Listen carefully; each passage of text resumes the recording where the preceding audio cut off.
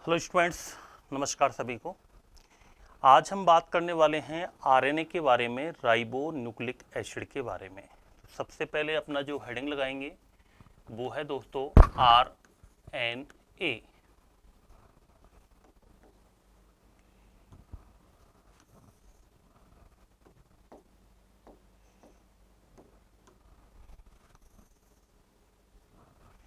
सबसे पहले हम बात करते हैं दोस्तों आरएनए का पूरा नाम क्या होता है। तो आरएनए का जो पूरा नाम होता है दोस्तों वो है राइबो न्यूक्लिक एसिड।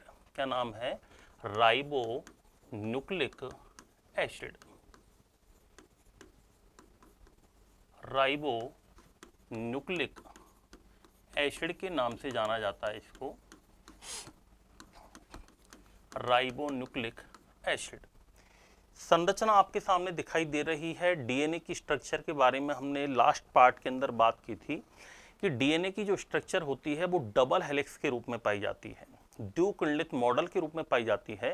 लेकिन आरएनए की जो संरचना है वो सिंगल स्ट्रैंडेड होती है, एकल रज्जुकीय होती है। मात्र एक ही इसमें न्यूक्लियो बेस होता है, एक ही चेन होती है इसके अंदर, एक ही चेन से मिलकर के बना होता है। इसलिए इसकी संरचना को क्या बोलते हैं?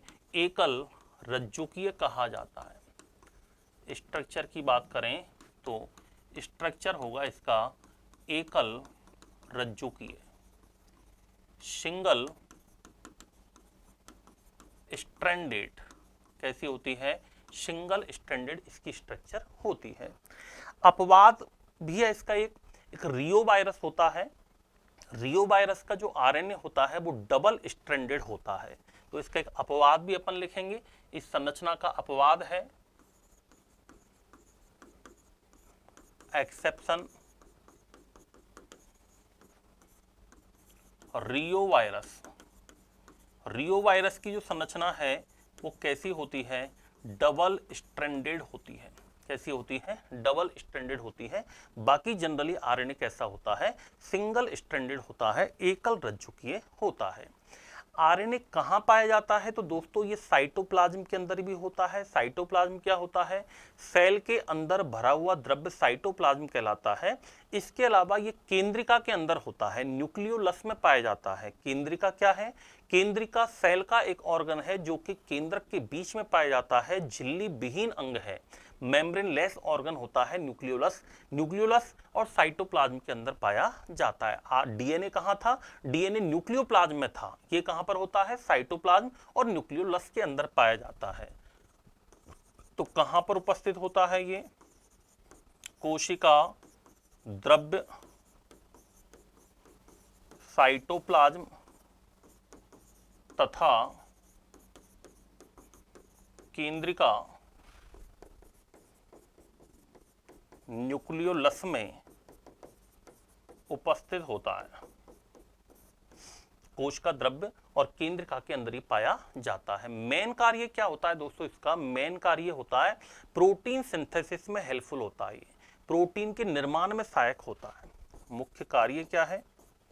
फंक्शन की बात करें तो फंक्शन होता है इसका प्रोटीन सिंथेसिस।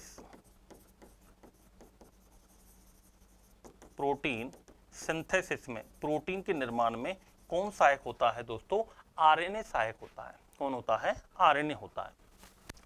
आरएनए में यदि हम बात करें, ये हेलिक्स होता है, सुगर फॉस्फेट से मिलकर बना होता है।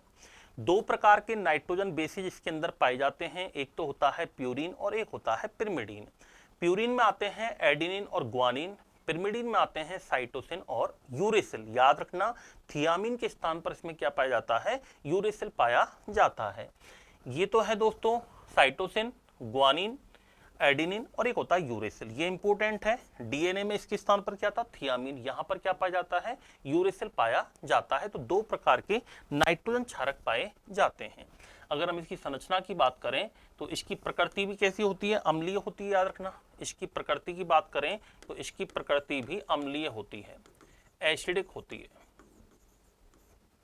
इसकी प्रकृति कैसी होती है? एसिडिक होती है, अम्लीय होती है। संरचना की बात करें तो इसमें दो प्रकार के नाइट्रोजन क्षारक पाए जाते हैं। दो टाइप्स के क्या होते हैं इसमें?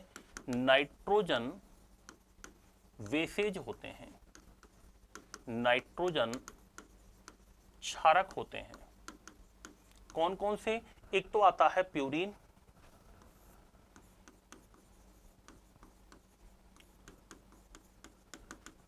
प्यूरीन में आते हैं एडिनिन और ग्वानिन। कौन कौन से आते हैं? एडिनिन ए, और एक आता है इसमें ग्वानिन, ग्वानिन में पाया जाता है जी। और पिरिमिडीन की बात करें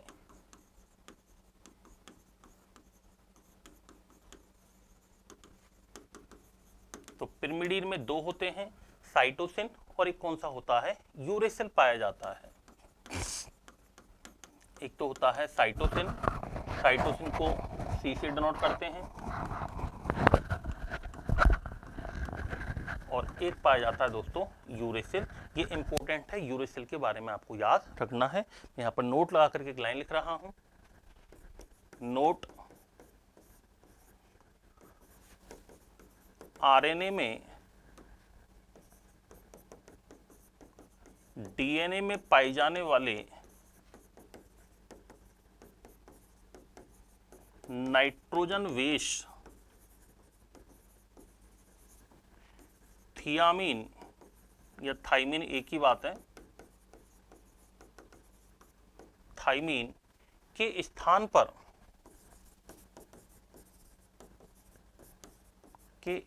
पर यूरेसिल पाया जाता है। क्या पाया जाता है? यूरेसिल पाया जाता है। थियामीन के स्थान पर क्या होता है? याद रखना, यूरेसिल पाया जाता है। तो ये कॉमन सी बात अपन को इसमें याद रखनी है। अब हम बात करते हैं दोस्तों आरएनए के प्रकार। तो आरएनए दो प्रकार का होता है, एक तो होता है जेनेटिक आरएनए, एक होता है नॉन जेनेटिक आरएनए, आनुवंशिक आरएनए, और एक होता है अनानुवंशिक आरएनए। तो अपन बात करते हैं आरएनए के प्रकार, टाइप्स। आरएनए के प्रकार की बात करें तो दो प्रकार का होता है ये।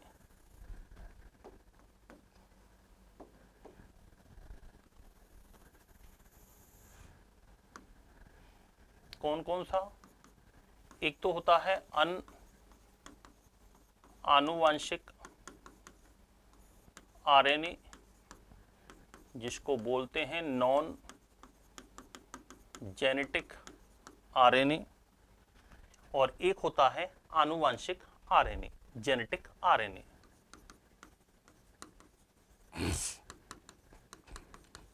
आनुवंशिक आरएनए या इसको कहा जाता है जेनेटिक आरएनए के नाम से जाना जाता है। दो टाइप्स का हमारा आरएनए हो गया है।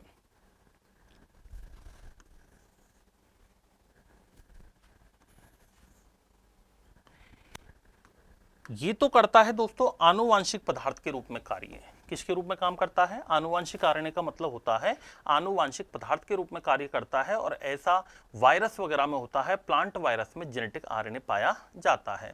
नॉर्मली सभी जीवों में डीएनए करता है आनुवांशिक पदार्थ का काम, लेकिन आनुवांशिक आरएनए का मतलब होता है जिसमें आरएनए आनुवांशिक पदार्थ के रूप में काम करता है। तो इसमें आरएनए, ऐसा आरएनए जो जेनेटिक मटेरियल के रूप में काम करें, जेनेटिक मटेरियल, या हम कह सकते हैं आनुवांशिक पदार्थ के रूप में कार्य करता है। आनुवांशिक पदार्थ के रूप में कार्य करता है, उसको क्या बोलते हैं? जेनेटिक आरएनए कहा जाता है। ऐसा प्लांट वायरस में होता है। किसमें होता है? Plant virus. जैसे प्लांट वायरस में जेनेटिक मटेरियल के रूप में क्या पाया जाता है? आनुवांशिक आरएनए पाया जाता है। और नॉन जेनेटिक आरएनए जो होता है ये तीन टाइप का होता है। कितने टाइप का होता है? तीन टाइप का होता है। कौन कौन सा?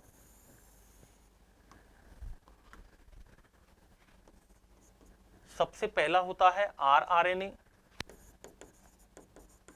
या इसको राइबोसोमल आरएनए कहा जाता है। राइबोसोमल आरएनए कहते हैं। एक आता है दोस्तों टीआरएनए, जिसे ट्रांसफर आरएनए कहा जाता है। टीआरएनए या इसको ट्रांसफर आरएनए कहते हैं, या कहा जाता है स्थानांतरण आरएनए। अमाइनो एसिड को ट्रांसफर करता है, इसलिए इसको स्थानांतरण आरएनए कहते हैं। और लास्ट में प्रोटीन के निर्माण की जो सूचना देता है उसको बोलते हैं एमआरएनए। एमआरएनए बोले तो मैसेंजर आरएनए। मैसेंजर आरएनए को क्या कहा जाता है? संदेश वाहक आरएनए बोलते हैं। क्या कहा जाता है? संदेश वाहक आरएनए के नाम से जाना जाता है। तो 3 टाइप्स के हमारे पास में हो चुके हैं यहाँ पर। एक तो हमारा आरआरएनए, एक होता है हमारा टीआरएनए और एक होता है हमारा कौन सा? एमआरएनए। तो आरएनए की कौन कौन से हमारी टाइप्स हमारे कंप्लीट हो चुके हैं। थोड़ा थोड़ा सा इनके बारे में अपन को याद रखना है। आनुवांशिक आरएनए हमने पढ़ लिया है। अब अपन बात करते हैं अनआनुवांशिक आरएनए के बारे में। हेडिंग लगाएंगे अनआनुवांशिक आरएनए। अनआनुवांशिक आरएनए, नॉन जेनेटिक आरएनए। ये कितने टाइप्स का है? तो दोस्तों 3 टाइप्स का है। कितने टाइप्स का है? 3 टाइप्स का है। सबसे पहला हम लिखते हैं आरआरएनए, या इसको कहा जाता है राइबोसोमल आरएनए। तीनों में से सर्वाधिक मात्रा में पाई जाने वाला आरएनए कौन सा है? आरआरएनए होता है, याद रखना। लगभग हम ये कह सकते हैं दोस्तों कि ये आरएनए का सबसे ज्यादा स्थायी रूप माना जाता है। लगभग आरएनए का 80 से 85% भाग होता है। सबसे ज्यादा लंबा जीवन काल होता है इसका। इसका निर्माण होता है केंद्रिका के अंदर होता है। मेन काम क्या करता है ये दोस्तों? टीआरएनए और एमआरएनए को जुड़ने के लिए संधि तल प्रदान करता है, उनको जॉइंट सरफेस देता है जहां पर टीआरएनए एमआरएनए जुड़ते हैं। टीआरएनए राइबोसोम की बड़ी उप-इकाई से जुड़ता है और एमआरएनए याद रखना राइबोसोम की छोटी उप-इकाई से जुड़ता है। राइबोसोम का जो निर्माण होता है वो 2 सब यूनिट से मिलकर के होता है। एक तो होती है बड़ी और एक होती है छोटी। बड़ी वाली टीआरएनए को जोड़ती है और छोटी वाली एमआरएनए को जोड़ती है। आप इतना सा याद रख लेना। और इस प्रकार से प्रोटीन का निर्माण क्या हो जाता है? प्रारंभ हो जाता है। सिंपल बात करें तो हम ये कह सकते हैं कि आरआरएनए प्रोटीन निर्माण में क्या होता है? सहायक होता है। तो सबसे पहला है आरआरएनए। ये आरएनए का सर्वाधिक स्थायी रूप है। आरएनए का सर्वाधिक स्थायी रूप है, मैक्सिमम स्टेबल फॉर्म है ये। Maximum stable form of RNA. RNA का सर्वाधिक भाग होता है ये। सर्वाधिक लंबा जीवन काल होता है इसका। कुल आरएनए का लगभग 80 से 85% भाग होता है। निर्माण जो होता है इसका, सिंथेसिस मैकेनिज्म कहाँ चलता है? तो इसका सिंथेसिस होता है केंद्रिका में, न्यूक्लियोलस में होता है। न्यूक्लियस क्या है? ये सेल का ऑर्गन है जो कि केंद्रक के बीच में पाया जाता है। कार्य क्या करता है ये? फंक्शन की बात करें तो सिंपल आ जाए तो सिंपल कार्य है इसका, प्रोटीन संश्लेषण में सहायक होता है। प्रोटीन संश्लेषण में सहायक है। प्रोटीन संश्लेषण में होने को तो तीनों ही होते हैं, लेकिन ये मेन है प्रोटीन संश्लेषण। Responsible for protein synthesis. Protein संश्लेषण में ये सहायक होता है, याद रखना। थोड़ा सा इसको घुमा के यदि कोई लैंग्वेज दे दे एग्जामिनर तो थोड़ा सा टफ वाला भी मैं स्टेटमेंट लिख देता हूं ताकि आपको थोड़ा सा दिमाग में रहे। ये टीआरएनए और एमआरएनए जो 2 बाकी आरएनए हैं उनको जुड़ने के लिए संधि तल प्रदान करता है। यह है टीआरएनए तथा एमआरएनए को जोड़ने हेतु संधि तल। संधि तल मतलब इनका जो दोनों का मिलान बिंदु है, सरफेस, जॉइंट सरफेस कह सकते हैं, संधि तल प्रदान करता है दोनों को जोड़ने के लिए। नॉर्मली टीआरएनए को राइबोसोम की बड़ी उप इकाई से जोड़ता है और एमआरएनए को राइबोसोम की छोटी उप इकाई से जोड़ता है। टीआरएनए को राइबोसोम की बड़ी उप इकाई, लार्ज सब यूनिट, तथा एमआरएनए को छोटी उप इकाई से जोड़ता है।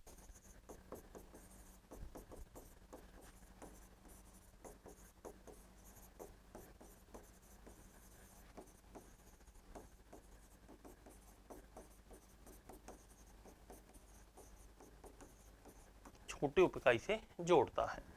राइबोसोम एक कोशिका का अंग है जिसको प्रोटीन की फैक्ट्री कहा जाता है। क्या कहा जाता है? प्रोटीन की फैक्ट्री कहते हैं। याद रखना, मैं कुछ बातें लिख देता हूं यहां पर राइबोसोम के लिए। राइबोसोम एक सेल का ऑर्गन होता है। ये राइबोसोम क्या होता है? एक कोशिकांग है, ये सेल अंग है, ये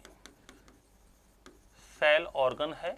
सबसे छोटा ऑर्गन होता है सेल का, ये स्मॉलेस्ट ऑर्गन है। ये एक कोशिकीय, बहुकोशिकीय, मल्टीसेलुलर और यूनिसेलुलर सभी जीवों के अंदर पाया जाता है। इसका मेन फंक्शन होता है प्रोटीन सिंथेसिस। क्या होता है इसका?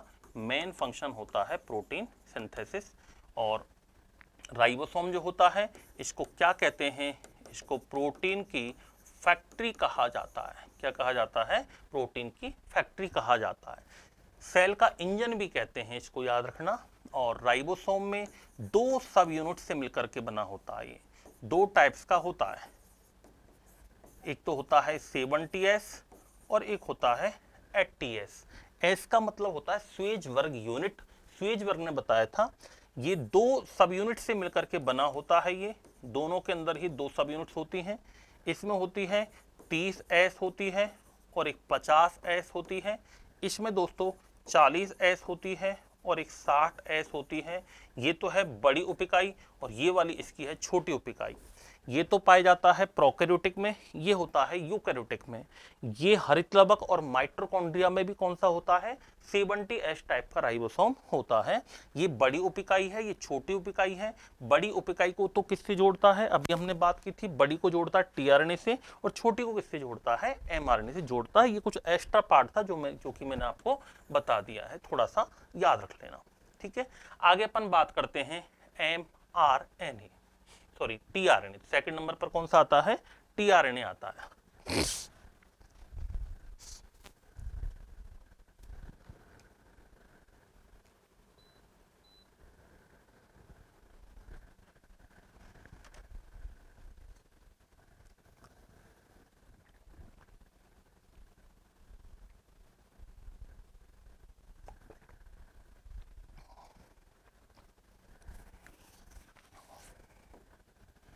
सेकंड नंबर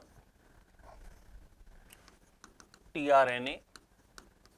टीआरएनए को कहा जाता है ट्रांसफर आरएनए या इसको बोलते हैं स्थानांतरण आरएनए। प्रोटीन के निर्माण के लिए अमाइनो एसिड को ट्रांसफर करता है ये, इसलिए इसको क्या बोलते हैं? टीआरएनए या ट्रांसफर आरएनए के नाम से जानते हैं। इसका फॉर्मेशन न्यूक्लियस में होता है, याद रखना, और डीएनए के द्वारा होता है। इसके निर्माण की बात करें अपन,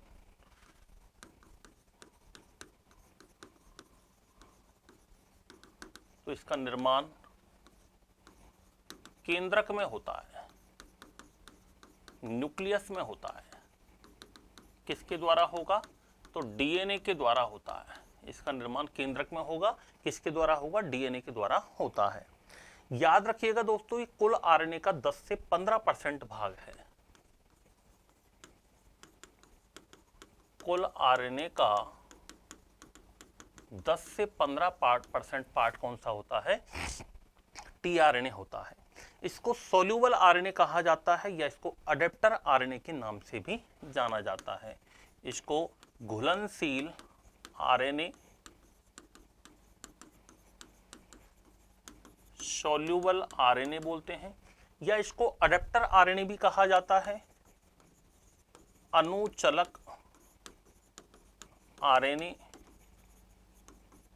या इसको अडेप्टर आरएनए बोलते हैं। क्या बोलते हैं? अडेप्टर आरएनए कहा जाता है। इसकी स्ट्रक्चर जो होती है दोस्तों, एक क्लोवर लीफ होती है, पत्ती होती है क्लोवर लीफ, उस क्लोवर लीफ पत्ती के समान होती है। हॉली नामक साइंटिस्ट ने बताया था, इसलिए इसे क्लोवर लीफ मॉडल के नाम से भी जाना जाता है। तो इसकी जो स्ट्रक्चर होती है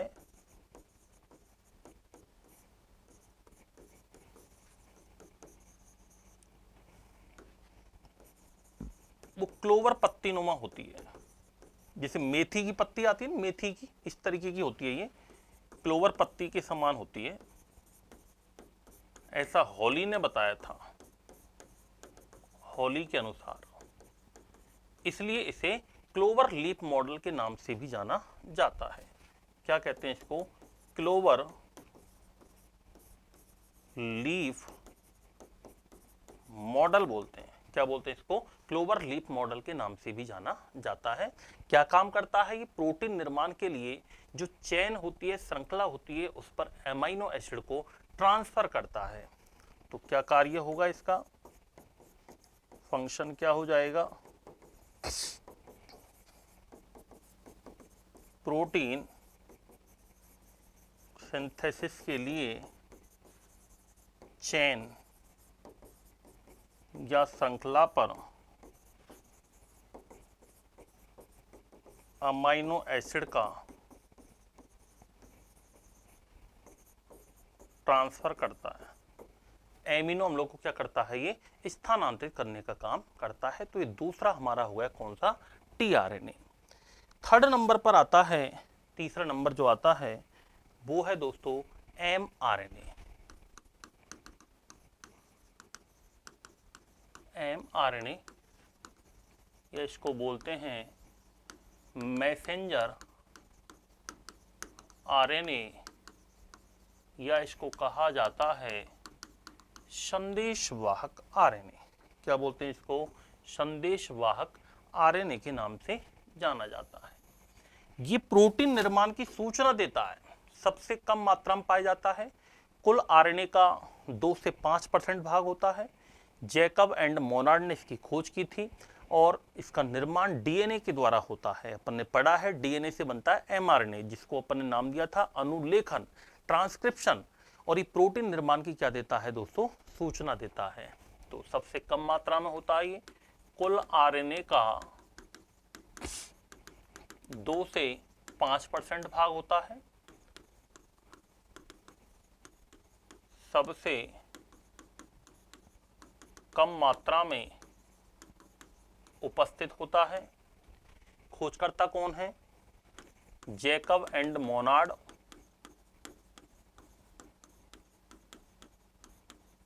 जैकब एंड मोनार्ड ने इसकी क्या की थी दोस्तों? खोज की थी। और इसका जो निर्माण होता है,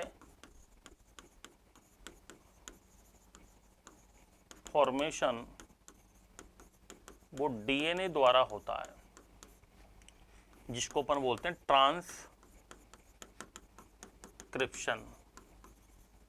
या अनुलेखन द्वारा होता है। ट्रांसक्रिप्शन के द्वारा होता है। क्या काम करता है ये? फंक्शन की बात करें तो प्रोटीन निर्माण की सूचना देता है।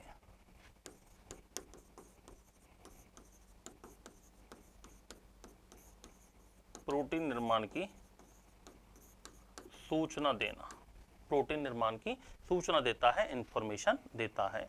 तो 3 टाइप का हमारा हो गया कौन सा? टीआरएनए, एमआरएनए और आरआरएनए।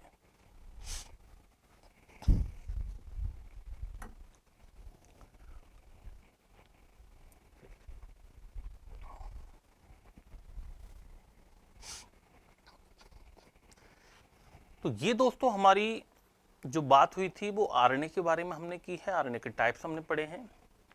अब हम पढ़ने वाले हैं दोस्तों मेंडल के नियम। मेंडल ने आनुवांशिकी से संबंधित 3 नियम दिए थे। प्रभाविता का नियम, लॉ ऑफ डोमिनेंस, दूसरा पृथक्करण का नियम, लॉ ऑफ सेग्रीगेशन, तीसरा स्वतंत्र अभ्यूहन का नियम, लॉ ऑफ इंडिपेंडेंट असॉर्टमेंट। इन तीनों नियमों की जो ओरिजिन मानी जाती है, उत्पत्ति मानी जाती है, वो दो एक्सपेरिमेंट से मानी जाती है। मेडल ने दो एक्सपेरिमेंट किए थे। एक तो किया था मेडल का एकल संकर संकरण का प्रयोग, मोनो हाइब्रिड क्रॉस, और एक किया था मेडल का द्विसंकर संकरण का प्रयोग, इसे डाई हाइब्रिड क्रॉस के नाम से जाना जाता है। तो पहले तो हम पढ़ेंगे मोनो हाइब्रिड क्रॉस क्या है, डाई हाइब्रिड क्रॉस क्या है, फिर अपन पढ़ेंगे मेडल के नियम पढ़ेंगे। तो सबसे पहले हेडिंग लगाएंगे मेडल का एकल संकर संकरण का प्रयोग।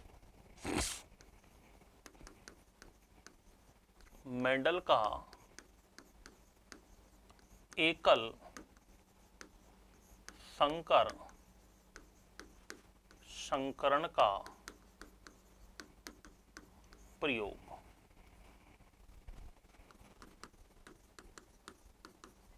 Mono hybrid cross experiment of Mendel.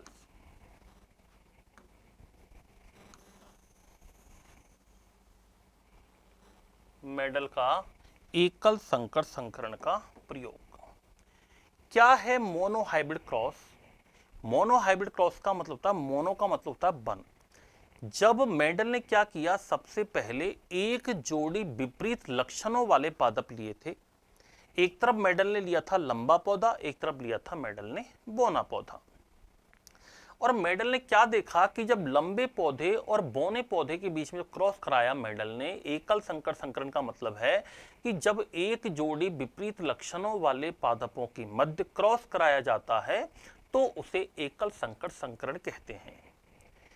फिर मेडल ने एकल संकर संकरण के दौरान पादप जो लिए उनसे F1 पीढ़ी F2 पीढ़ी प्राप्त हुई, और F1 पीढ़ी F2 पीढ़ी में दो अनुपात उन्होंने प्राप्त किए थे। एक तो समलक्षणीय अनुपात जिसको कहते हैं फिनोटाइप रेशो, और एक कहते हैं समजीनी अनुपात जिसको कहा जाता है जीनोटाइप रेशो। कैसे किया, आइए हम चर्चा करते हैं। तो इसका मतलब है एक जोड़ी विपरीत लक्षणों वाले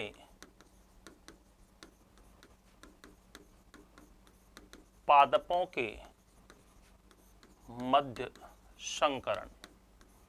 एक जोड़ी विपरीत लक्षणों वाले पादपों के मध्य संकरण जब कराया जाता है तो उसे क्या कहते हैं, एकल संकर संकरण कहते हैं, याद रखना। मेडल ने इसके लिए दोस्तों जनक पीढ़ी ली थी, पेरेंटल जनरेशन, पेरेंटल जनरेशन। जनक पीढ़ी में मेडल ने क्या लिए थे, एक तरफ तो लिए थे लंबे पादप और एक तरफ लिए थे पौने पादप। जो लंबे पादप थे दोस्तों उनको तो चुना था प्रभावी गुण के रूप में, यानी डोमिनेंट कैरेक्टर के रूप में। इसको मेडल ने दर्शाया था कैपिटल टी से। और बौने पादप जो थे ड्वार्फ, इनको मेडल ने अप्रभावी गुण के रूप में चुना था। अप्रभावी बोले तो रिसेसिव फैक्टर के रूप में चुना था। और इसको मेडल ने दर्शाया था कैपिटल टी स्मॉल टी से, सॉरी बौने पादप को स्मॉल टी से। इनको हम पहले पढ़ चुके हैं, इनको कहा जाता है एलील्स। क्या बोलते हैं, एलील्स कहते हैं। जब इनके गैमेट्स बनेंगे तो कैपिटल टी में से गैमेट्स क्या बनेगा, कैपिटल टी। स्मॉल टी में से बनेगा स्मॉल टी, क्योंकि युग्मक बनते समय गुणसूत्रों की संख्या आधी रह जाती है, इसीलिए उसको अपन अर्धसूत्री विभाजन भी कहते हैं। देखते हैं, एक तरफ तो मेडल ने लिए थे लंबे पादप,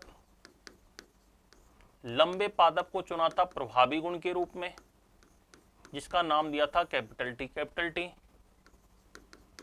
एक तरफ लिए थे मेडल ने बौने पादप, बौने पादप को चुना था अप्रभावी के रूप में, यानी रिसेसिव फैक्टर के रूप में।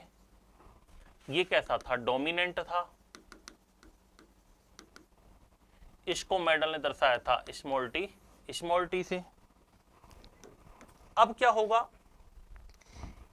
पृथक्करण का नियम क्या कहता है, ये युग्म विकल्पी के दोनों फैक्टर अलग अलग हो जाते हैं, कैपिटल टी, इधर भी अलग अलग हो जाएंगे, स्मॉल टी। आई की आवाज समझ में। फिर क्या होगा, युग्मक बनेंगे, तो युग्मक बनते समय केवल एक ही काम में आता है, तो ये युग्मक बनेगा, तो ये बनेगा कैपिटल टी स्मॉल टी, या फिर अपन ये कह सकते हैं दोनों का आधा कैपिटल टी, इधर small T, capital T small T को रहेंगे, क्या बनेगा कैपिटल टी स्मॉल टी। ये मेडल ने प्राप्त की थी F1 पीढ़ी, मैंने बताया था फर्स्ट फिलियल जनरेशन या फिलियल जनरेशन F1 पीढ़ी, या इसको प्रथम पीढ़ी। और मेडल ने क्या देखा कि जब लंबे पादप बौने पादपों के बीच में क्रॉस कराया तो प्रथम पीढ़ी में सभी पादप लंबे प्राप्त हुए, अर्थात प्रभावी गुणों वाले प्राप्त हुए। प्रथम पीढ़ी में सभी प्लांट लंबे अर्थात प्रभावी गुणों डोमिनेंट फैक्टर प्रभावी गुणों वाले पादप प्राप्त हुए। ये मेडल ने इसको नाम दिया था F1 पीढ़ी। ये दो अलग अलग के बीच में हुआ था, इसलिए इसको कहते हैं दोस्तों पर परागण। क्या बोलते हैं इसको, पर परागण, या इसको क्रॉस पॉलिनेशन बोलते हैं। क्या बोलते हैं इसको, क्रॉस पॉलिनेशन के नाम से जाना जाता है। क्या बोलते हैं इसको, क्रॉस पॉलिनेशन। क्रॉस पॉलिनेशन से F1 पीढ़ी प्राप्त हुई। अब मेडल ने क्या किया दोस्तों, F1 पीढ़ी के बाद मेडल ने प्राप्त की F2 पीढ़ी। कौन सी पीढ़ी, F2 पीढ़ी। और F2 पीढ़ी के लिए सेकंड जनरेशन के लिए मेडल ने फिर क्या कराया, स्वयं परागन कराया। क्या कराया, स्वयं परागन, ऑटो पॉलिनेशन कराया। तो क्वेश्चन आ जाए कि F2 पीढ़ी प्राप्त करने के लिए किसका यूज होता है, तो स्वयं परागन का यूज होता है। F1 पीढ़ी में क्या होता है, क्रॉस पॉलिनेशन होता है, पर परागन होता है। स्वयं परागन को हम एक चेकर बोर्ड के द्वारा दर्शाते हैं, जिसे बैटसन एवं पुनेट के द्वारा बताया गया था। एक चेकर बोर्ड होता है इस तरीके से,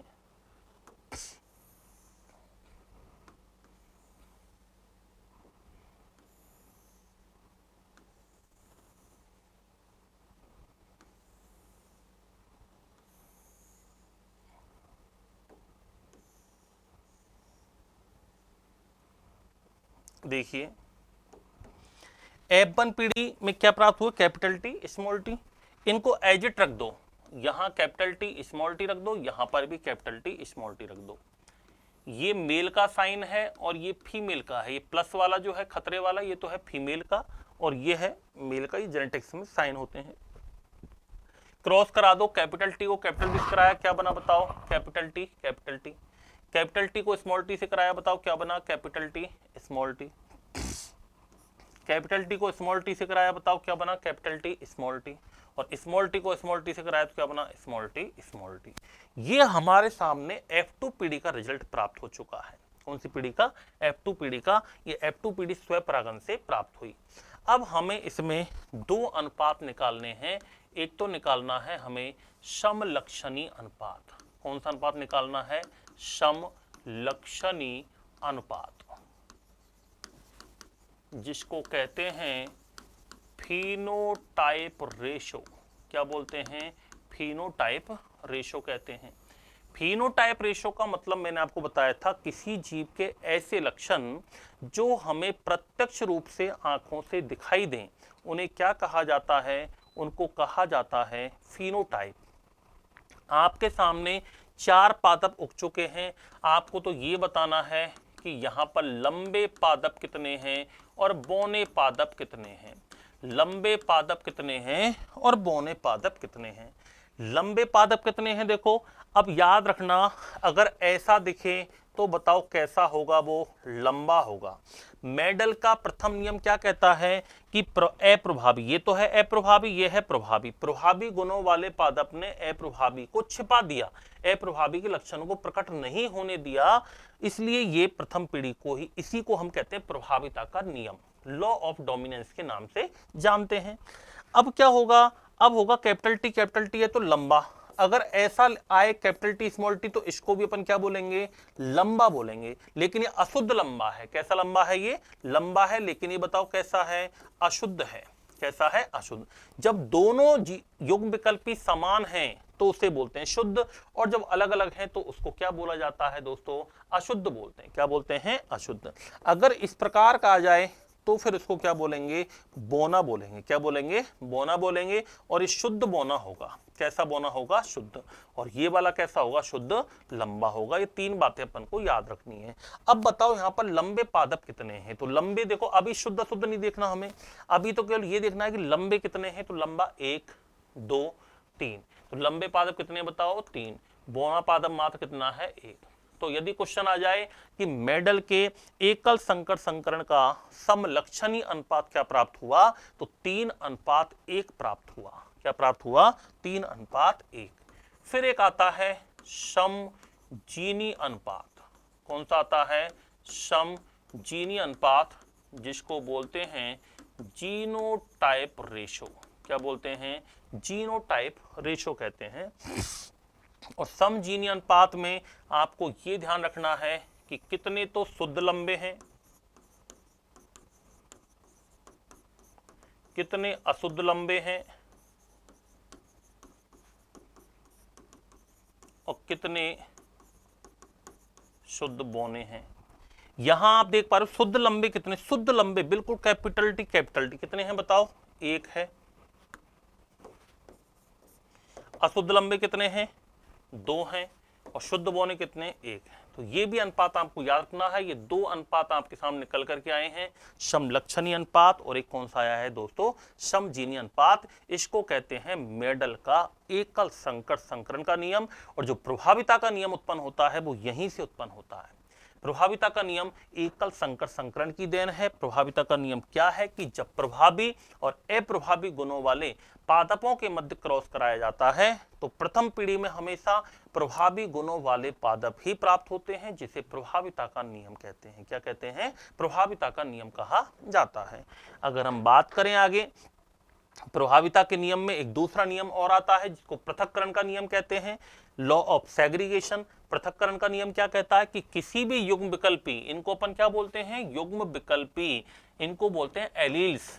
किसी भी युग्म विकल्पी के दोनों कारक, दोनों फैक्टर युग्मक जनन की क्रिया के दौरान क्या हो जाते हैं, अलग अलग हो जाते हैं। ये भी अलग अलग हो गए, ये भी अलग अलग हो गए। इसी को हम कहते हैं दोस्तों पृथक्करण का नियम। क्या कहते हैं, पृथक्करण का नियम कहा जाता है। तो ये बात यहां तक क्लियर है, एकदम अच्छे समझ में आई है। ये है दोस्तों कौन सा, एकल संकर संकरण प्रयोग। अब हम बात करते हैं मेडल का द्विसंकर संकरण प्रयोग।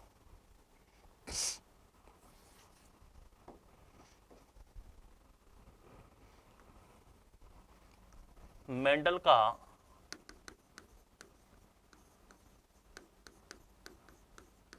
द्विसंकर संकरण का प्रयोग डाई हाइब्रिड क्रॉस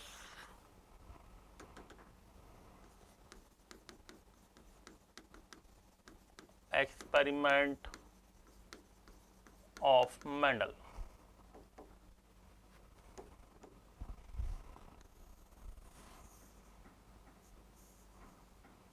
ये कहलाता है मेंडल का द्विसंकर संकरण का प्रयोग, डाई हाइब्रिड क्रॉस के नाम से जाना जाता है। अब अपन पढ़ेंगे die hybrid cross.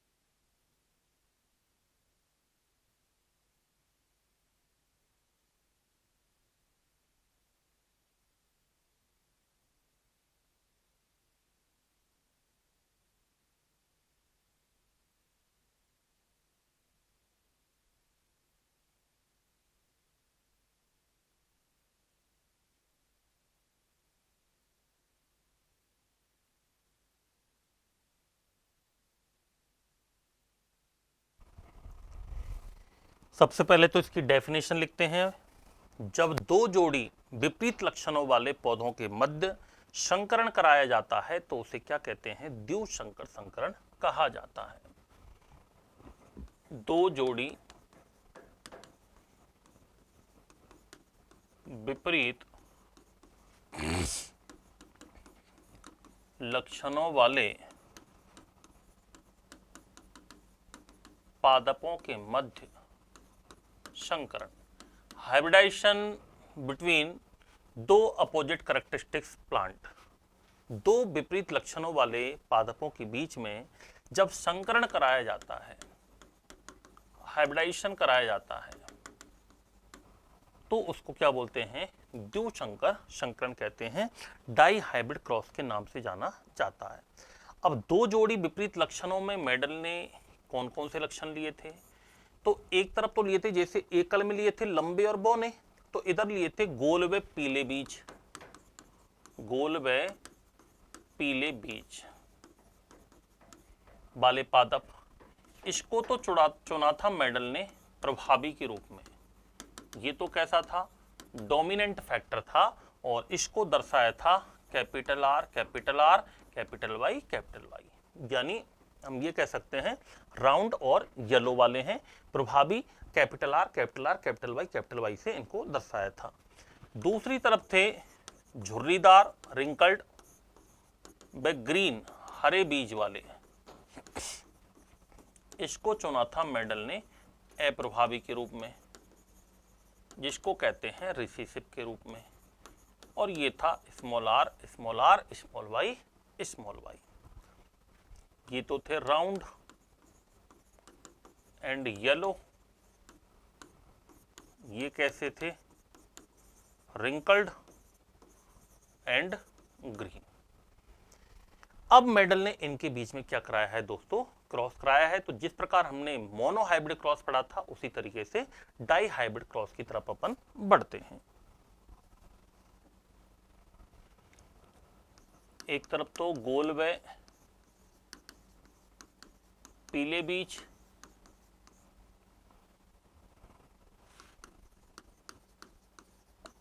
Round and yellow seed वाले प्लांट थे।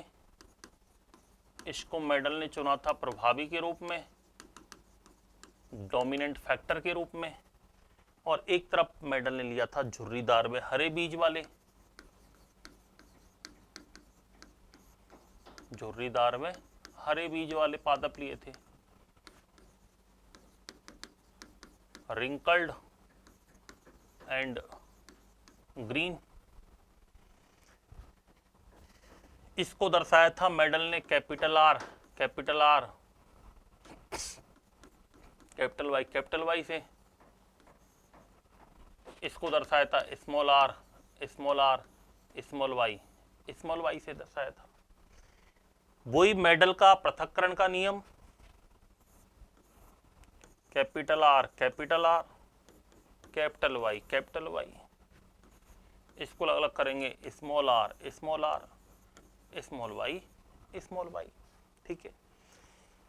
परपरागन हुआ, इनका दोनों का आधा क्या होगा? Capital R capital Y.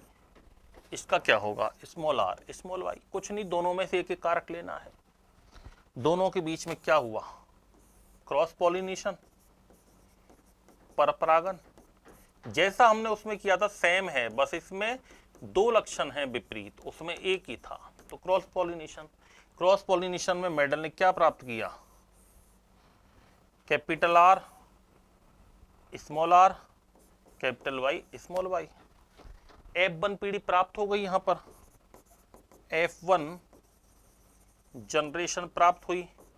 और मेडल ने क्या देखा F1 जनरेशन में? कि सभी पौधे गोल व पीले बीज वाले हुए थे, क्योंकि प्रभाविता का नियम क्या कहता है कि F1 पीढ़ी में हमेशा प्रभावी गुणों वाले पादप ही प्रकट होते हैं, प्रभावी लक्षणों वाले पादप ही प्रकट होते हैं। प्रभावी के रूप में कौन चुना था? गोल व पीले बीज वाले। तो सभी पादप गोल व पीले बीज, इसको प्रभावी के रूप में चुना था, डोमिनेंट फैक्टर के रूप में चुना था। इसी तरीके के सभी पादप प्राप्त हुए हैं। कैसे? गोल वे पीले बीज वाले प्राप्त हुए हैं। तो ये तो बात हुई हमारी F1 पीढ़ी की। अब मेडल ने क्या प्राप्त की दोस्तों? F2 पीढ़ी। F2 पीढ़ी तो किससे होगी? स्वपरागन द्वारा प्राप्त होगी। F2 पीढ़ी, F2 पीढ़ी के लिए मेडल ने क्या कराया? स्वपरागन कराया। स्वपरागन को क्या कहते हैं? Auto pollination.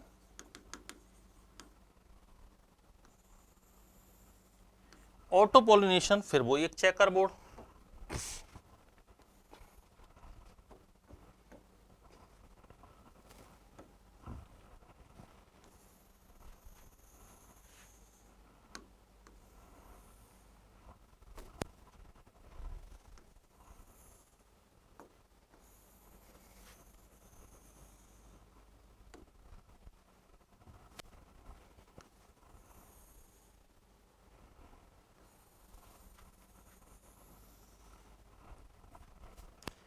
चार चौको 16 बनेंगे इसमें।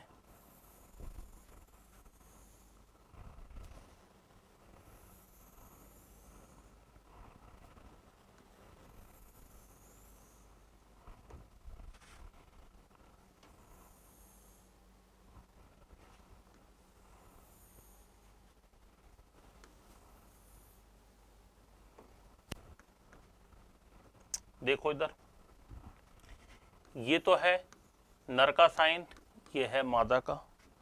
कुछ नहीं, इसकी युग्मक बनाने अपन को। Capital R, small R, capital Y, small Y. Capital R को कैपिटल वाई से कराया, क्या बना? Capital R capital Y. ठीक है।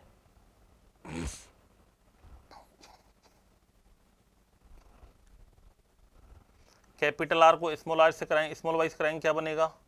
Capital R small Y. Small R को स्मॉल वाई, स्मॉल आर को कैपिटल वाई से कराएंगे। येलो कलर ले लेता हूं। स्मॉल आर को पहले स्मॉल वाई से कराएंगे तो स्मॉल आर कैपिटल वाई, और लास्ट में से कराएंगे क्या बनेगा? Small R small Y. पहले को पहले से, पहले को दूसरे से, फिर दूसरे को पहले से, दूसरे को दूसरे से। इस तरीके से अपन बात कर सकते हैं। इसमें सेम सेम रखना है अपन को। सबसे पहले capital R capital Y, capital R small Y, capital R capital Y, capital R small Y, small R small Y, small R capital Y, small R capital Y. ये देखो सेम रख दिया अपन ने। Capital R small Y, capital R capital Y, capital R small Y, फिर small R capital Y, small R, last में छोटा Y है तो छोटा वाई लिखेंगे। गांठ लगा दो, गांठ लगा हुआ है वो छोटा वाई हो जाएगा। ठीक है। सेम इधर रख दोगे भाई, स्वपरागन है तो capital R capital Y, capital R small Y, small R capital Y, और स्मॉल आर स्मॉल वाई। यहां तक कोई दिक्कत नहीं, सेम ही रख दिया। अब कुछ नहीं करना, हमें क्रॉस कराना है, पहले बड़ा फिर छोटा लिखना है। करा दो साहब। Capital R capital R capital Y, capital Y, capital R capital R capital Y, small Y. पहले बड़ा फिर छोटा लिखना है। क्या होगा देखो, capital R small R capital Y, capital Y, capital R small R capital Y, small Y, capital R small, capital R capital R capital Y, small Y, capital R small Y, small Y, capital R small R capital Y, small Y, capital R small R small Y, small Y.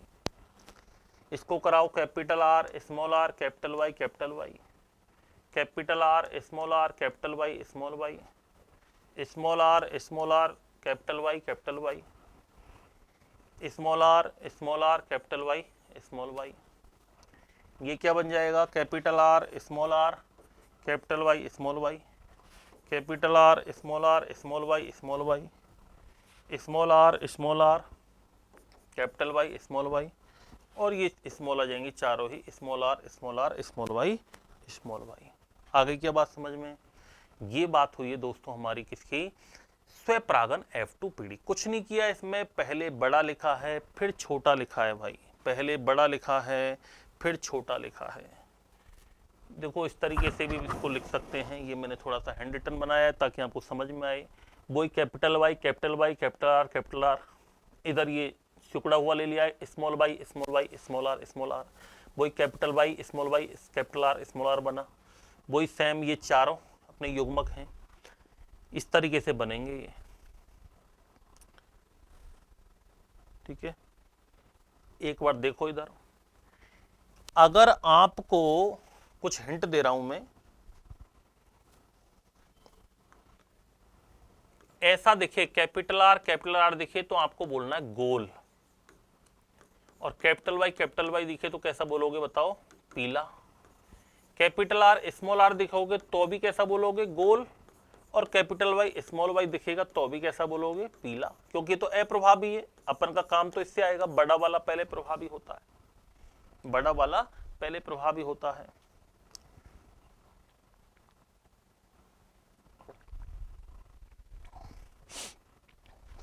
अगर आपको ऐसा दिखे और ऐसा दिखे तो इसको तो क्या बोलेंगे, हरा, इसको कैसा बोलेंगे, झुर्रीदार, क्योंकि हमने पहले यही तो लिया था शुरू में। देखो आप, झुर्रीदार भरा तो झुर्रीदार स्मॉल आर, और हरा कौन सा है, कैप स्मॉल वाई, यही तो हमने लिखा है। देखो हरा कौन सा है, स्मॉल वाई, झुर्रीदार कौन सा है, स्मॉल आर। ये बातें अपन को थोड़ी सी समझने के हिसाब से याद रखनी है। अब निकालना है इसमें समलक्षणी अनुपात।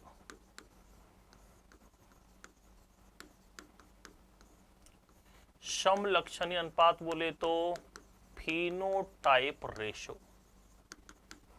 और फिनोटाइप रेशो के अंदर अपन को देखना है आंखों से क्या देखना है कि कितने तो गोल व पीले प्राप्त हुए, कितने गोल व हरे हैं, कितने झुर्रीदार व पीले हैं, और कितने झुर्रीदार व हरे हैं। ये बताओ ये कैसा है, तो अपन इसको लिख सकते हैं कैपिटल आर का मतलब गोल, और वाई का मतलब पीला, तो ये कैसा हो जाएगा, गोल पीला हो जाएगा। ये कैसा हो जाएगा बताओ, ये भी होगा गोल व पीला। कैसा होगा, गोल व पीला, क्योंकि प्रभावी देखना अपन को, अप्रभावी वाला नहीं देखना है। बताओ ये कैसा होगा, वही गोल व पीला। ये कैसा होगा, गोल व पीला। ये कैसा होगा, गोल व पीला। कैसा होगा, गोल व पीला होगा। ये कैसा है, गोल व पीला। ये कैसा है, गोल व हरा। स्मॉल वाई का मतलब क्या है, हरा, गोल व हरा। ये कैसा है, गोल व पीला। ये कैसा है, गोल व हरा। कैसा है, गोल व हरा। ये कैसा है, गोल व पीला। ये कैसा है, गोल और पीला। ये कैसा है, तो स्मॉल आर का मतलब झुर्रीदार, और वाई का मतलब पीला, तो कैसा हुआ, झुर्रीदार व पीला। ये कैसा है बताओ, ये भी झुर्रीदार एवं पीला। ये कैसा है, झुर्रीदार एवं पीला है। ये कैसा है बताओ, गोल व पीला। कैसा है, गोल व पीला। ये कैसा है, गोल व हरा। ये कैसा है, गोल व हरा। ये कैसा है, झुर्रीदार व पीला। झुर्रीदार व पीला। ये कैसा है, तो ये है दोस्तों झुर्रीदार व हरा। कैसा होगा, झुर्रीदार व हरा होगा।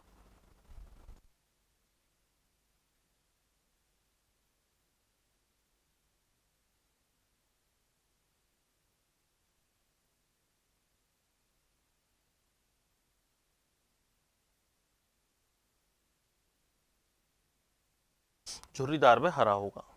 तो अनुपात निकालना है समलक्षणी। तो 4 प्रकार के प्लांट पादप प्राप्त हुए हमको। कौन कौन से, एक तो हुए कि गोल व पीले अनुपात, गोल व हरे अनुपात, झुर्रीदार व पीले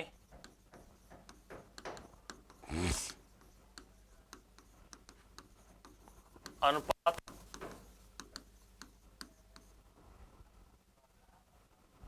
झुर्रीदार में हरे, यानी राउंड एंड येलो,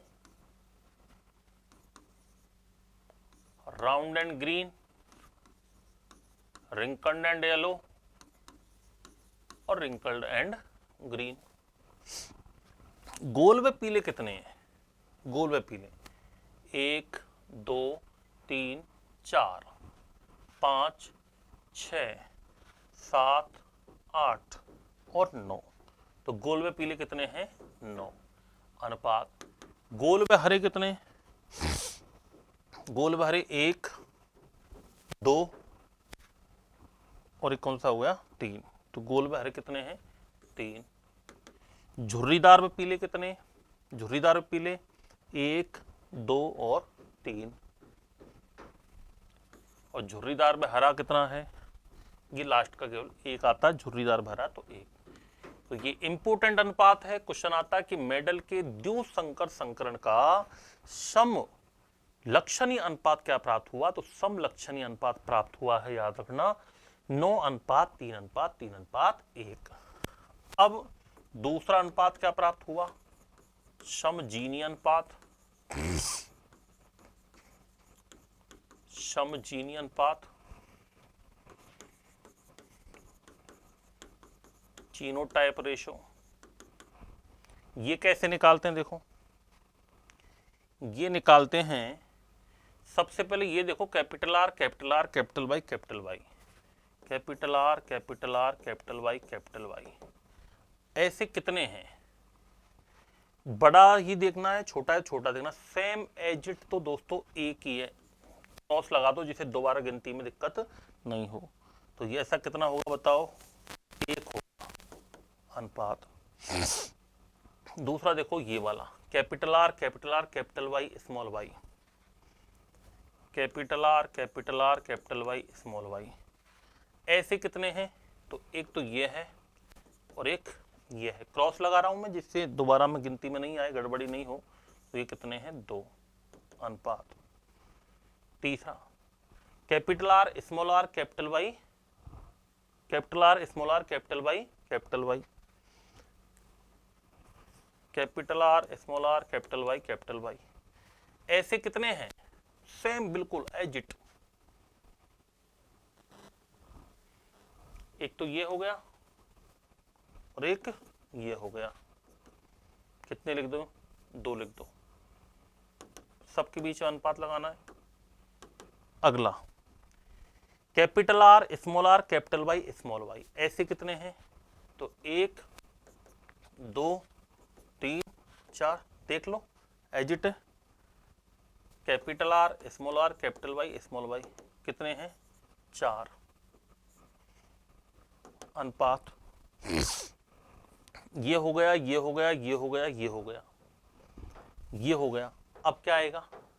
अब क्या आएगा? Capital R small Y capital R small Y कितने हैं? देखो सेम एज इट, मेरे हिसाब से तो एक ही है, तो क्रॉस लगा दो, अनुपात लिख दो 1 अनुपात। अगला ये आई गया, ये वाला आएगा, capital R small Y small Y, capital R small Y कितने हैं? देखो एक तो यही हो गया और एक अपना सेम ये हो गया। कितने हैं बताओ? 2। कितने हैं? 2। वापस आ जाओ, हो गया ये वाला, ये हो गया, ये हो गया। इस पे बात आ गई है, small R capital Y small R capital Y कितने हैं? देखो सेम बिल्कुल सेम तो एक ही है केवल, ये इस जैसा कोई दूसरा नहीं है। तो 1 लगा दो, अनुपात ये हो ही गया था, बचा ये सेम कितने हैं? एक तो ये है और एक ये है, दोनों सेम है, याद रखना। क्रॉस लगा दो, लिख दो small R capital Y small Y, small R capital Y small Y कितने आए थे? 2। लास्ट का बचा अब 1 ये वाला। ऐसे कितने हैं? ऐसा देख लो एक ही है, small R small R small Y कितने हैं? एक। ये तो मैंने आपको समझाया है। यदि आपको ये समझने में थोड़ी तकलीफ हो सब कैसे आएगा तो रट लो 12 24 12 12 1 12, ऐसे टुकड़ों में याद रखो इसको, बोलो 12 24 12 12 1। 12 दूना 24, दूना किया तो 2 बार फिर 12 12 लिख दो, लास्ट में 1 लिख दो। 1 अनुपात 2 अनुपात 2 अनुपात 4 अनुपात 1 अनुपात 2 अनुपात 1 अनुपात 2 अनुपात 1। ये है मेडल का द्विसंकर संकरण का नियम, जिसके दोनों ही अनुपात हमने प्राप्त कर लिए हैं। मोनो हाइब्रिड क्रॉस भी कर लिया है, डाई हाइब्रिड क्रॉस कर लिया है। दोनों के समलक्षणीय अनुपात और समजीनीय अनुपात भी हमारे यहाँ पर प्राप्त हो गए हैं। तो यही तो था हमारा, इसी तरीके से प्राप्त हुए। ये नो तो गोल व पीले हैं, ये झुर्रीदार गोल व हरे हैं, और एक झुर्रीदार में ये 3 पीले हैं और ये झुर्रीदार में हरा है। तीनों टाइप तो देखो सेम इस तरीके से आएगा, 9 अनुपात 3 अनुपात 3 अनुपात 1, और समजीनी मैंने अभी आपको निकाल के बता दिया है। तो ये बात हुई है हमारी किसकी? मेडल का द्विसंकर संकरण। क्या पढ़ा है हमने? मेडल का द्विसंकर संकरण पढ़ा है। अब हम बात करते हैं, मेडल ने 3 नियम दिए थे आनुवंशिकता के नियम। पहला प्रभाविता का नियम, लॉ ऑफ डोमिनेंस। दूसरा दिया था पृथक्करण का नियम, लॉ ऑफ सेग्रीगेशन। तीसरा दिया था स्वतंत्र अभ्यूहन का नियम, लॉ ऑफ इंडिपेंडेंट असॉर्टमेंट के नाम से जाना जाता है। तो मेडल के आनुवंशिकता के नियम, हेडिंग लगाएंगे मेडल के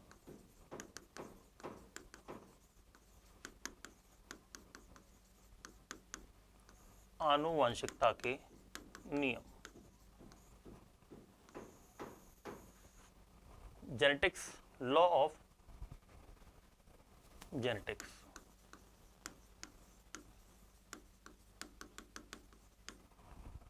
मेडल के आनुवंशिकी के 3 नियम हैं दोस्तों।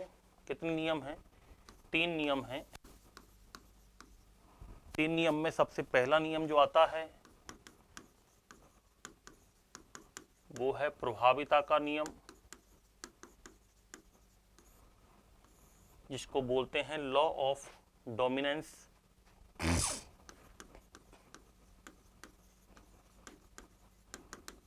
लॉ ऑफ डोमिनेंस क्या कहता है? प्रभाविता का नियम कि जब प्रभावी तथा अप्रभावी गुणों वाले पादपों के मध्य क्रॉस कराया जाता है तो प्रथम पीढ़ी में हमेशा प्रभावी गुणों वाले पादप ही प्राप्त होते हैं, जैसा कि हमने एकल संकर संकरण, द्विसंकर संकरण में हम देख चुके हैं। तो इस नियम के अनुसार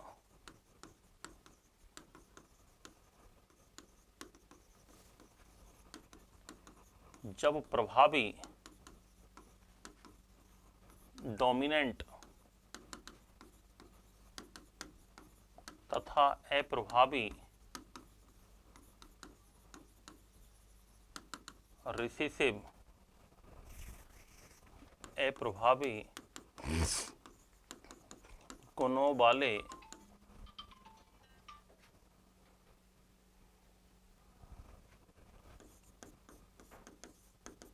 पादपों के मध्य संकरण या क्रॉस कराया जाता है तो F1 जनरेशन में हमेशा प्रभावी गुणों वाले पादप ही प्राप्त होते हैं। इसको क्या बोलते हैं? प्रभाविता का नियम कहा जाता है। तो इस नियम के अनुसार जब प्रभावी अप्रभावी गुणों वाले पादपों के मध्य क्रॉस कराया जाता है तो F1 पीढ़ी में हमेशा प्रभावी गुणों वाले पादप ही प्राप्त होते हैं। हम बात कर चुके हैं जब मेडल ने एक तरफ लंबे पादप लिए थे, एक तरफ मेडल ने बौने पादप लिए थे। तो ये तो अलग अलग हुआ था कैपिटल टी, ये अलग अलग हुआ था स्मॉल टी, और मेडल ने यहाँ पर क्या देखा? F1 पीढ़ी प्राप्त हुई थी, और F1 पीढ़ी में सभी पादप कैसे हुए थे? लंबे प्राप्त हुए थे। सभी पादप लंबे प्राप्त हुए थे, क्योंकि लंबे पौधे को यहाँ पर किस रूप में चुना था? प्रभावी के रूप में। ये तो कैसा था? प्रभावी गुण वाला था, और ये कैसा था बच्चों? अप्रभावी वाला था। इसी को हम कहते हैं मेडल का प्रथम नियम। क्या कहते हैं इसको? मेडल का प्रथम नियम के नाम से जाना जाता है। तो ये तो था दोस्तों प्रभाविता का नियम। महत्वपूर्ण बात यह है कि मेडल के नियम के अपवाद कौन कौन से हैं। इस नियम के अपवाद भी हैं दोस्तों, इस नियम के अपवाद हैं। और अपवाद कौन कौन से हैं? अपवाद दो हैं दोस्तों। दो अपवाद कौन कौन से हैं? सबसे पहला इसका एक अपवाद है जिसको बोलते हैं अपूर्ण प्रभाविता। क्या बोलते हैं? अपूर्ण प्रभाविता, जिसको बोला जाता है इनकम्प्लीट डोमिनेंस। और दूसरा इसका जो अपवाद है वो है दोस्तों सह प्रभाविता, जिसको कहते हैं कोडोमिनेंस। क्या बोलते हैं? कोडोमिनेंस के नाम से जाना जाता है। Incomplete dominance versus codominance. Incomplete dominance को तो कहते हैं अपूर्ण प्रभाविता,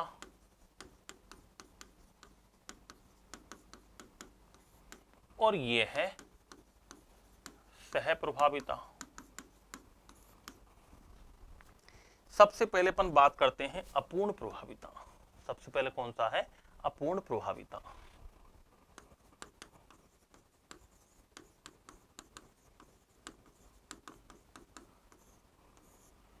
अपूर्ण प्रभाविता की खोज की गई थी दोस्तों कार्ल कोरेंस के द्वारा।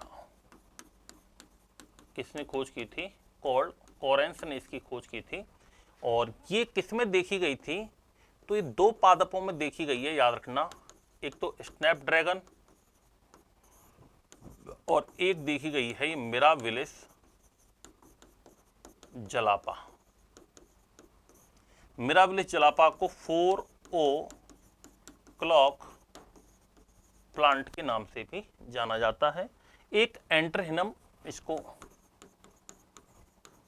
एंटरहिनम मेजस के नाम से जाना जाता है। इनमें किसको देखा गया है? अपूर्ण प्रभाविता को। क्या है अपूर्ण प्रभाविता? मेडल तो कहता है कि जब प्रभावी और अप्रभावी गुणों वाले पादप के बीच क्रॉस कराया जाता है तो प्रथम पीढ़ी में प्रभावी गुणों वाले पादप प्राप्त होंगे। लेकिन अपूर्ण प्रभाविता में क्या देखा कि एक होता है दोस्तों स्नैपड्रैगन प्लांट, ये तो है दोस्तों मिराविलिस जलापा। क्या है ये? मिराविलिस जलापा। मिराविलिस जलापा बोलते हैं इसको, और या फिर इसको 4 o'clock प्लांट के नाम से जाना जाता है। और ये है स्नैपड्रैगन, कुत्ता पुष्पी पादप भी कहते हैं इसको। मिराविलिस जलापा में आप देख पा रहे हो 3 तरीके के फूल हैं, लाल भी हैं, सफेद भी हैं, गुलाबी भी हैं, पीले भी हैं। 4 तरीके के फूल हैं ये। तो मेडल ने क्या किया, कार्ल कोरेंस ने क्या किया, एक तो लिया था रेड पुष्प वाले पादप और एक तरफ ले लिए सब व्हाइट वाले। एक तरफ तो लिए थे रेड वाले और एक तरफ लिए थे व्हाइट वाले। अब मेडल के नियम के अनुसार तो जो प्रथम पीढ़ी में प्राप्त होना चाहिए था ना, वो रेड वाला प्राप्त होना चाहिए था, क्योंकि रेड को प्रभावी गुण के रूप में चुना था। ये डोमिनेंट है और ये रिसेसिव है, ये प्रभावी और ये अप्रभावी है। लेकिन क्या देखा कि प्रथम पीढ़ी में ना तो लाल पुष्प वाले प्राप्त हुए, ना ही सफेद वाले हुए। कैसे हो गए? पिंक कलर वाले हो गए, गुलाबी वाले हो गए। कैसे हो गए? गुलाबी वाले हो गए। इसका मतलब ये हुआ कि प्रभाविता पूर्ण नहीं हुई, प्रभावी गुण अप्रभावी लक्षण पर प्रकट नहीं हुआ, तो अलग ही लक्षण प्रकट हुआ। इसको क्या बोलते हैं? अपूर्ण प्रभाविता बोलते हैं। क्या बोलते हैं? अपूर्ण प्रभाविता बोलते हैं। क्या बोला जाता है इसको? अपूर्ण प्रभाविता के नाम से जाना जाता है। और कोडोमिनेंस का मतलब होता है जब प्रभावी और अप्रभावी दोनों ही अपना लक्षण प्रकट कर दें तो उसको क्या कहा जाता है? तो उसको बोलते हैं कोडोमिनेंस। क्या बोलते हैं? कोडोमिनेंस या सह प्रभाविता के नाम से जानते हैं। यहां देखो रेड है और एक तरफ व्हाइट है, दोनों का क्रॉस कराया तो पता चला कि एक ही पुष्प के अंदर रेड कलर की पत्ती भी आ गई, सफेद भी आ गई, यानी दोनों ने ही अपना लक्षण दिखाया। जब दोनों अपने लक्षण दिखाएं तब तो उसको बोलते हैं सह प्रभाविता। और जब दोनों ही लक्षण नहीं दिखा पाए तो उसको क्या बोलते हैं, अपूर्ण प्रभाविता कहते हैं। क्या कहते हैं, अपूर्ण प्रभाविता के नाम से जाना जाता है। तो ये अपूर्ण प्रभाविता के उदाहरण है कौन कौन से, स्नैपड्रैगन और एक कौन सा आता, मिराविलिस जलापा। ये सह प्रभाविता का उदाहरण है। किसका उदाहरण है, सह प्रभाविता का उदाहरण है। तो सह प्रभाविता में एक उदाहरण और भी आता है सह प्रभाविता का, देखो। तो अपूर्ण प्रभाविता में तो क्या हो गया, अपूर्ण प्रभाविता का मतलब हुआ कि जब प्रभावी लक्षण अप्रभावी, जब प्रभावी लक्षण अप्रभावी लक्षण को छिपा नहीं पाता है, या जब प्रभावी लक्षण प्रकट नहीं होता है तो उसको क्या बोलते हैं, अपूर्ण प्रभाविता कहते हैं। दोनों के अंदर देखी गई है, दोनों प्लांट के नाम याद रखना, ये इंपॉर्टेंट है। इनके अंदर अपूर्ण प्रभाविता खोज हुई थी। और कोडोमिनेंस का एक एग्जांपल और भी आता है, कोडोमिनेंस का एक एग्जांपल और भी आता है। देखो कोडोमिनेंस का मतलब क्या होता है, दूसरा जो आता है इसका बी पार्ट, वो है सह प्रभाविता,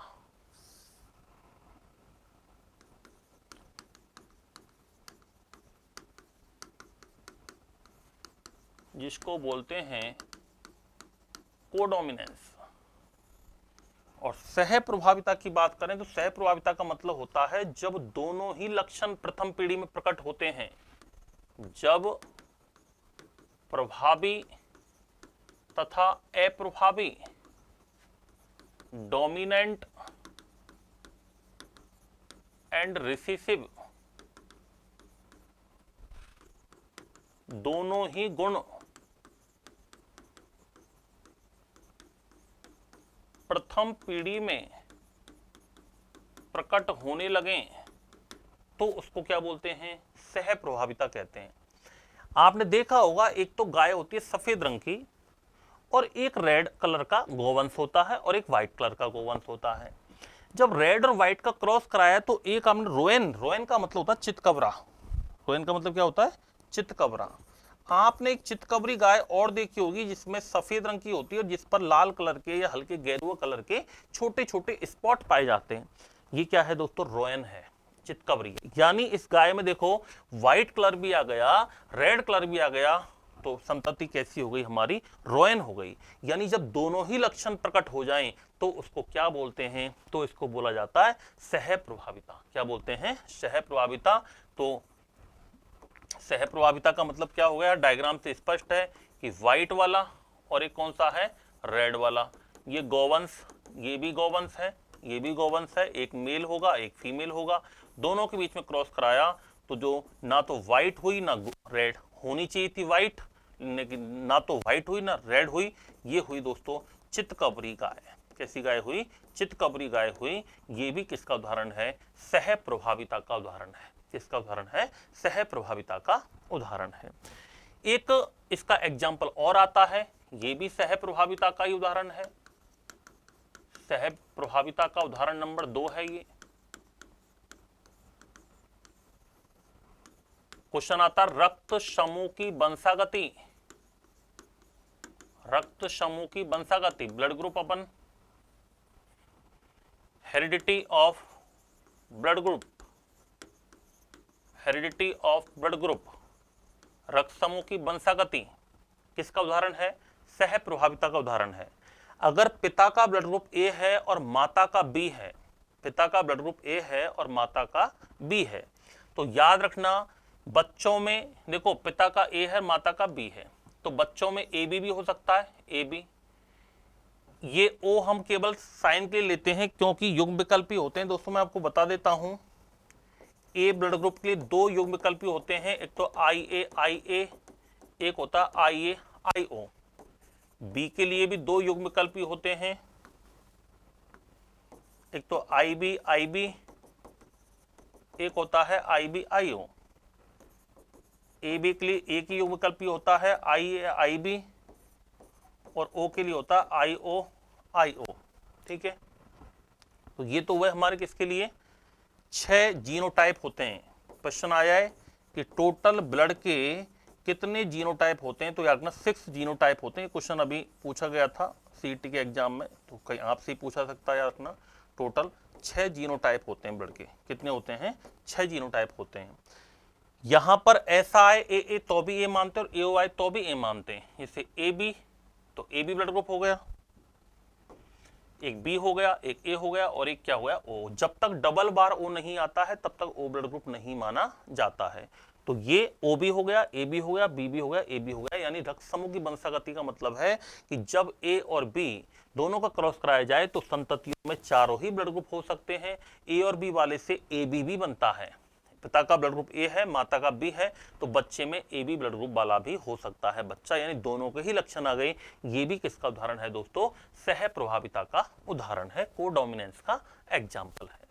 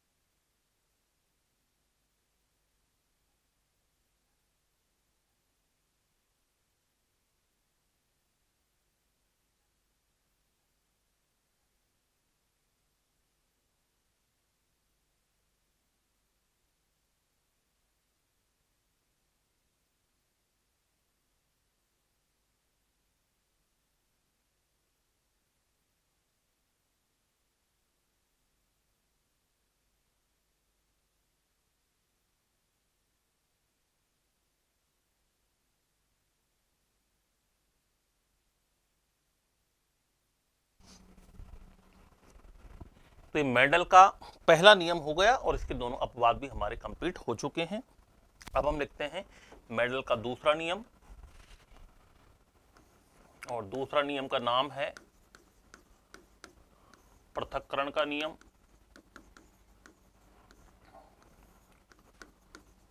लॉ ऑफ सेग्रीगेशन, या इसको law of purity of gametes भी कहते हैं। युग्मकों की शुद्धता का नियम भी कहा जाता है। युग्मकों की शुद्धता का नियम कहते हैं इसको। Law of purity of gametes पृथक्करण का नियम कहते हैं। क्या है पृथक्करण का नियम?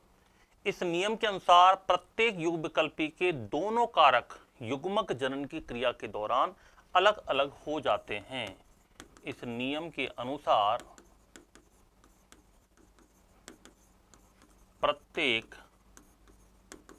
युग्म विकल्पी के दोनों कारक युग्मक जनन गैमेटोजेनेसिस युग्मक जनन क्रिया के दौरान अलग अलग हो जाते हैं। इसलिए इसको क्या बोलते हैं? पृथक्करण का नियम कहते हैं। क्या कहते हैं? पृथक्करण का नियम कहा जाता है। लॉ ऑफ सेग्रीगेशन कहते हैं। अर्थात युग्मक शुद्ध होते हैं। अर्थात युग्मक कैसे होते हैं? शुद्ध होते हैं। इसलिए इसको क्या बोलते हैं? युग्मकों की शुद्धता का नियम भी कहा जाता है। Law of purity of gametes भी कहते हैं। और तीसरा नियम क्या है दोस्तों?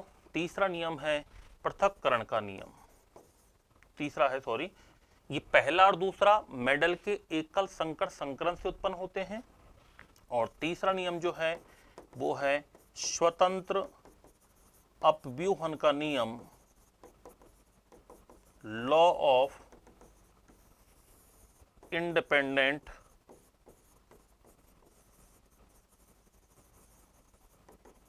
असॉर्टमेंट। स्वतंत्र अपव्यूहन का नियम क्या कहता है कि प्रत्येक लक्षण स्वतंत्र होता है। एक लक्षण किसी अन्य लक्षण के साथ जुड़कर नए रंग रूप का निर्धारण कर सकता है। जैसे मेंडल ने द्विसंकर संकरण का प्रयोग किया था। एक तरफ लिए थे गोल व पीले बीज वाले, एक तरफ लिए थे झुर्रीदार व हरे बीज वाले। जब मेडल ने क्रॉस कराया तो पता चला कि कहीं गोल पीले के साथ जुड़ गया, कहीं गोल हरे के साथ जुड़ गया, कहीं झुर्रीदार पीले के साथ जुड़ गया, कहीं झुर्रीदार हरे के साथ जुड़ गया। यानी ये स्वतंत्र अव्यूहन का तीसरा नियम है। तो इस नियम के अनुसार प्रत्येक लक्षण क्या होता है?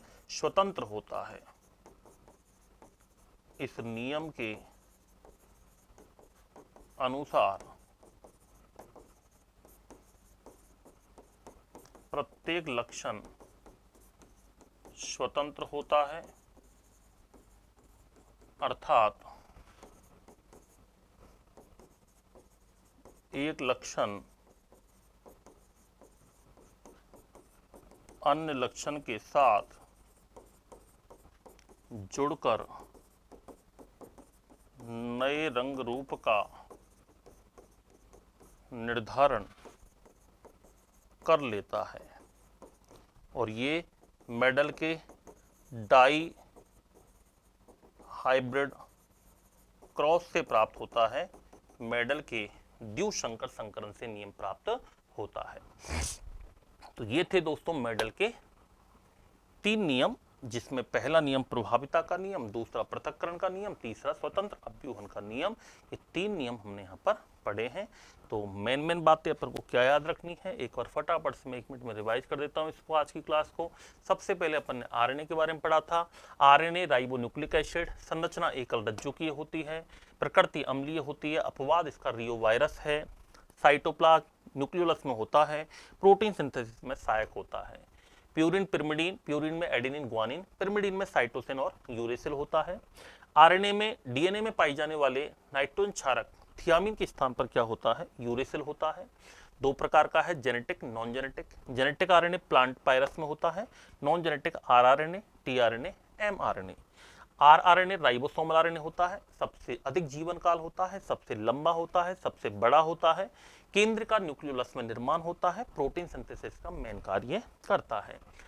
टीआरएनए क्या काम करता है? टीआरएनए प्रोटीन निर्माण के लिए अमाइनो एसिड को ट्रांसफर करता है, क्लोवर लीफ मॉडल के नाम से जाना जाता है। कुल आरएनए का 10 से 15% है। एमआरएनए कुल आरएनए का 2 से 5% है, सबसे कम मात्रा में पाया जाता है। जैकब मोनार्ड ने खोज की थी। डीएनए के द्वारा निर्माण होता है, ट्रांसक्रिप्शन के द्वारा। डीएनए में बताया था मैंने आपको, एफ क्रिक ने दिया था सेंट्रल डॉगमा थ्योरी में, प्रोटीन निर्माण की सूचना देता है। एकल संकर संकरण में मेडल ने एक जोड़ी विपरीत लक्षणों वाले पादप लिए थे, लंबे बौने, दोनों के बीच में क्रॉस कराया। F1 पीढ़ी में हमेशा प्रभावी गुणों वाले पादप ही प्राप्त होते हैं, जिसे प्रभाविता का नियम कहते हैं। फिर F2 पीढ़ी में स्वपरागन द्वारा प्राप्त हुआ। एकल संकर संकरण का समलक्षणी अनुपात 3:1 और समजीनी 1:2:1। मेडल के द्विसंकर संकरण में 2 जोड़ी विपरीत लक्षण लिए थे, गोल व पीले बीज वाले, झुर्रीदार व हरे बीज वाले। दोनों के बीच में क्रॉस कराया, फिर 2 अनुपात प्राप्त हुए, समलक्षणी 9:3:3:1 और समजीनी 1:2:4:1:2:1:1:2:1। इंपॉर्टेंट पॉइंट है। उसके बाद हमने मेडल के नियम पढ़े हैं। प्रभाविता का नियम आप सभी रट गया होगा। प्रभावी अप्रभावी के बीच में क्रॉस कराने पर हमेशा प्रभावी गुणों वाले पादप प्राप्त होते हैं। ये 2 अपवाद हैं इसके, अपूर्ण प्रभाविता और सह प्रभाविता, ये दोनों इसके अपवाद हैं। मिराविलिस जलापा ये स्नैपड्रैगन का प्लांट होता है। और सह प्रभाविता एक तो गोवंश के अंदर थी, सह का मतलब साथ साथ प्रभावी होना, चितकबरी गाय प्राप्त हो जाती है। और एक ब्लड ग्रुप की वंशागति। फिर हमने सेकंड नियम और एक थर्ड नियम। सेकंड नियम को युग्मकों की शुद्धता का नियम कहते हैं और तीसरा नियम स्वतंत्र अव्यूहन का नियम कहलाता है। तो ये बात थी दोस्तों हमारी जेनेटिक्स का जो हमने पार्ट 3 पढ़ा है। इसके अंदर हमने आरएनए और मेडल का एकल संकर संकरण, द्विसंकर संकरण और मेडल के नियम के बारे में चर्चा हमने यहाँ पर कर ली है। ठीक है दोस्तों, मिलते हैं नेक्स्ट क्लास के अंदर, जिसमें जो इसका बचा हुआ पार्ट है वो आगे अपन कंप्लीट करेंगे। Thank you.